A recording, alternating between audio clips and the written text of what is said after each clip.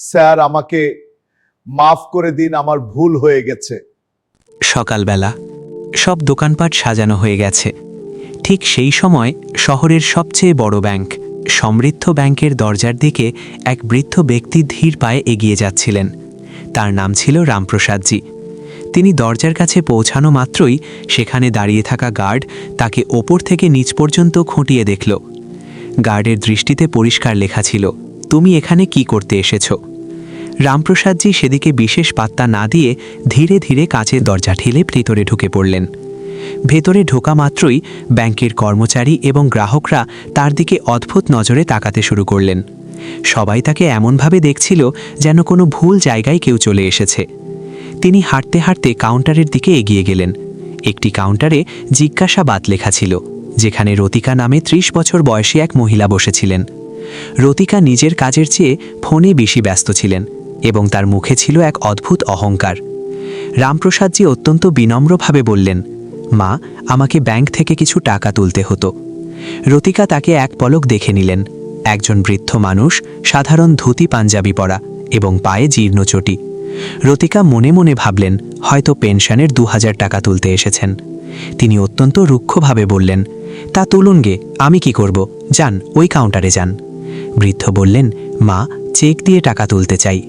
রতিকা বিদ্রূপের হাসি হেসে বললেন, ওহো, চেক দিয়ে কত টাকা তুলতে চান? বৃদ্ধ উত্তর দিলেন, আমাকে ১,০০,০০০ টাকা নগদ তুলতে হবে। এই কথা শোনা মাত্রই রতিকা অট্ট হাসিতে ফেটে পড়লেন। তার হাসির শব্দে আশপাশের লোকও টাকাতে লাগল। তিনি বললেন, কি বললেন, ১,০০,০০০ টাকা? আরে চাচা, সকাল সকাল মজা করতে এসেছেন নাকি? আয়নায় নিজের মুখ দেখেছেন? জীবনে কোনোদিন এত টাকা একসাথে দেখেছেন? ভিখারি কোথাকার, যান এখান থেকে বেরোন, আমার আর ব্যাংকের সময় নষ্ট করবেন না। অপমানে রামপ্রসাদজির মুখ লাল হয়ে গেল। তিনি কাঁপানো গলায় বললেন, মা, তুমি এমন কথা কেন বলছো? আমার অ্যাকাউন্ট তো এই ব্যাংকেই আছে, তুমি শুধু একবার চেকটা তো দেখো। রতিকা এবার চিৎকার করতে শুরু করলেন, আমাকে কোনো চেক ফেক দেখতে হবে না। তোমার সাহস কি করে হলো এত বড় ব্যাংকে ঢোকার? এই ব্যাংক তোমার মতো ভিখারিদের জন্য নয়, এখানে শহরের বড় বড় লোক আসে। তোমার তো এখানে অ্যাকাউন্ট খোলার যোগ্যতাই নেই। জানি না কোন পিয়ন তোমার অ্যাকাউন্ট খুলেছে, বেরো এখান থেকে, না হলে গার্ড ডেকে ঘাড় ধাক্কা দিয়ে বের করে দেব। রামপ্রসাদজি অবাক হয়ে দাঁড়িয়ে রইলেন। এই হট্টগোল শুনে ভিড় জমে গেল। তখনই ব্যাংকের ম্যানেজার মিস্টার মালহোত্রা তার কাচের কেবিন থেকে বেরিয়ে এলেন।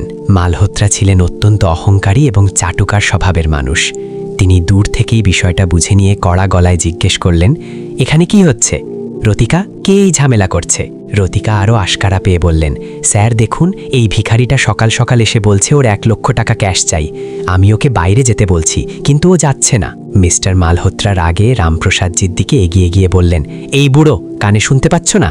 যখন ও বলছে চলে যেতে তখন যাচ্ছ না কেন? এটা ব্যাংক, কোনো ধর্মশালা নয় যে যে কেউ চলে আসবে। রামপ্রসাদজি হাত জোর করে বললেন, স্যার, আমি ভিখারি নই, ওটা আমারই টাকা। মিস্টার মালহোত্রা ধৈর্য হারিয়ে রামপ্রসাদজির বুকে সজোরে ধাক্কা দিলেন। তিনি বললেন, বেরো এখান থেকে। ধাক্কাটা এতটাই জোরে ছিল যে ৬০ বছরের রামপ্রসাদজি ভারসাম্য হারিয়ে মাটিতে পড়ে গেলেন। তার পাসবুক আর চেক হাত থেকে ছিটকে দূরে পড়ে গেল এবং মাথায় সামান্য চোটও পেলেন। এক মুহূর্তের জন্য পুরো ব্যাংক স্তব্ধ হয়ে গেল। এরপর ম্যানেজার গার্ডের ওপর চিৎকার করে বললেন, যে কি দেখছো, একে তোলো আর বাইরে খেলে দাও। জানি না কোত্থেকে সব চলে আসে ব্যাংকের পরিবেশ নষ্ট করতে। গার্ড রামপ্রসাদজির হাত ধরে হিড় হিড় করে টেনে ব্যাংকের বাইরে বের করে দিল। রামপ্রসাদজি পেছন ফিরে দেখলেন রতিকা এক বিজয়ের হাসি হাসছেন এবং মিস্টার মালহোত্রা নিজের টাই ঠিক করতে করতে কেবিনে ফিরে যাচ্ছেন। বাকি গ্রাহকরাও এমনভাবে নিজেদের কাজে মন দিলেন যেন কিছুই হয়নি। ব্যাংকের বাইরে ধুলো আর গাড়ির শব্দের মাঝে রামপ্রসাদজি মাটিতে বসে রইলেন। তার চোখে ছিল অসহায়তার জল। তিনি সারা জীবন অনেক পরিশ্রম আর সততার সাথে টাকা উপার্জন করেছিলেন, কিন্তু আজ নিজের টাকাই তাকে ভিখারি বানিয়ে দিল।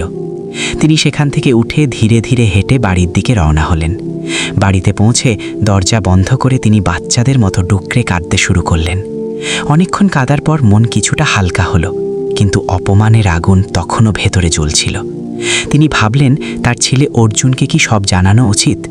তিনি ছেলেকে বিরক্ত করতে চাননি, কিন্তু পরে ভাবলেন, যদি চুপ থাকেন তবে এই ধরনের মানুষদের সাহস আরও বাড়বে। তিনি কাঁপানো হাতে ফোন তুলে অর্জুনকে ফোন করলেন। সেই সময় অর্জুন দিল্লিতে একটি বড় ইন্টারন্যাশনাল ডিলের মিটিংয়ে ছিলেন। ফোনে বাবার নাম দেখে তিনি সবার কাছে ক্ষমা চেয়ে মিটিং থেকে বেরিয়ে এলেন। অর্জুন ফোন ধরতেই বুঝতে পারলেন বাবার গলায় কিছু সমস্যা আছে। রামপ্রসাদজি কাঁদতে কাঁদতে ব্যাংকের সমস্ত ঘটনা খুলে বললেন। অর্জুন সব শুনে স্থির হয়ে গেলেন এবং তার মুখমণ্ডলের ভাব বদলে গেল। তিনি বললেন, বাবা, আপনি শান্ত হন। কোনো মিটিং বা কোনো ডিল আমার বাবার সম্মানের চেয়ে বড় নয়। আমি প্রথম ফ্লাইটেই বাড়ি ফিরছি। রাতে বাড়ি পৌঁছে অর্জুন দেখলেন তার বাবা সোফাতেই ঘুমিয়ে পড়েছেন। পরদিন সকালে অর্জুন এবং তার বাবা দুজনেই অত্যন্ত সাধারণ পোশাকে ব্যাংকে গেলেন। ব্যাংকে ঢুকতেই গতকালের মতো সবাই তাদের দিকে বাঁকা চোখে তাকাতে লাগল। তারা সোজা রতিকার কাউন্টারে গেলেন। রতিকা তাদের দেখে আবার উপহাস শুরু করলেন। ওহ, তো তুমি আবার এসেছ? আজ ছেলেকে সাথে নিয়ে এসেছ নালিশ করতে? এখানে কোনো লাভ হবে না, যাও বেরো। অর্জুন শান্তভাবে বললেন, ম্যাডাম, আমরা নালিশ করতে আসিনি, টাকা তুলতে এসেছি। এই চেকটা প্রসেস করে দিন। চেক দেখে রতিকা আবারও হাসলেন এবং বললেন, 1 লক্ষ টাকা কোথা থেকে আসবে? যাও ম্যানেজারের সাথে দেখা করো। অর্জুন তার বাবাকে নিয়ে ম্যানেজারের কেবিনের দিকে এগিয়ে গেলেন। সেখানে পিয়ন তাদের আটকে দিল এবং 1 ঘন্টা বসিয়ে রাখল।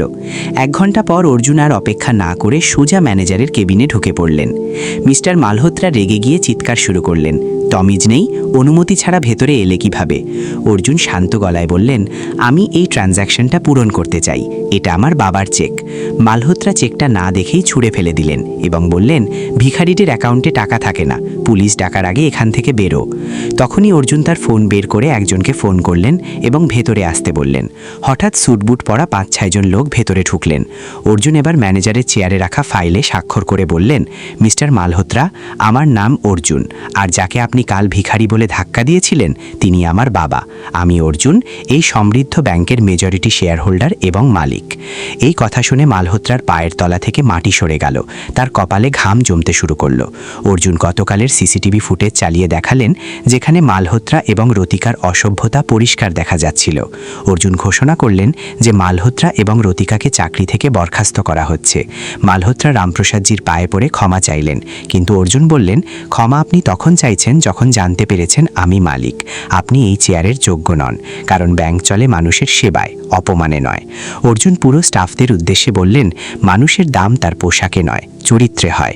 গ্রাহকই ভগবান, সে সাধারণ পোশাকে থাকুক বা স্যুটবুটে। সবশেষে রামপ্রসাদজি বললেন, দৌলত আজ আছে কাল থাকবে না, কিন্তু ইনসানিয়াত বা মনুষ্যত্ব চিরকাল থেকে যায়। আজ যখন তারা ব্যাংক থেকে বেরিয়ে হচ্ছিলেন, তখন পুরো স্টাফ এবং গ্রাহকরা তাদের সম্মানে মাথা নিচু করে দাঁড়িয়েছিলেন। রামপ্রসাদজির চোখে আজ